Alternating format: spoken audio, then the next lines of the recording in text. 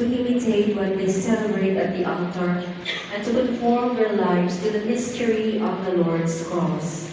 Let us pray to the Lord. Señor Santo Niño, receive our petition. That we may live in humility and genuine concern for our brethren, realizing that the love we express is our response to God's love for us all.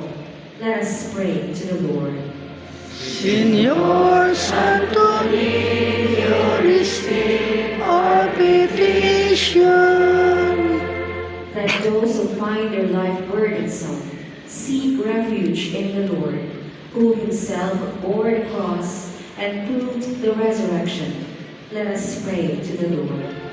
Señor Santo Niño, receive our petition. That more young men and women find it in their hearts to respond to God's call to a priestly and consecrated life, especially in the order of Saint Augustine. Let us pray to the Lord. Señor Santo Niño, receive our petition. That it may please God that Venerable Teofilo Camumon be raised to the honors of the altar. Let us pray to the Lord.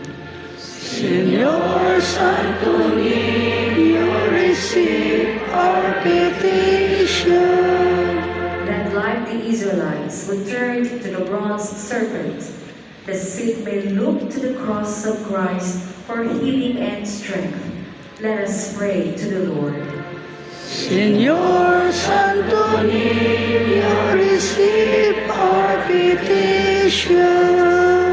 That those who have departed from this valley of tears find rest in the kingdom of heaven.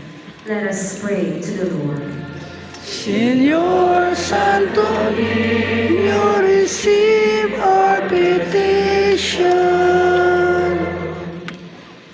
God our Father, in love you sent your Son so that all might be saved through him.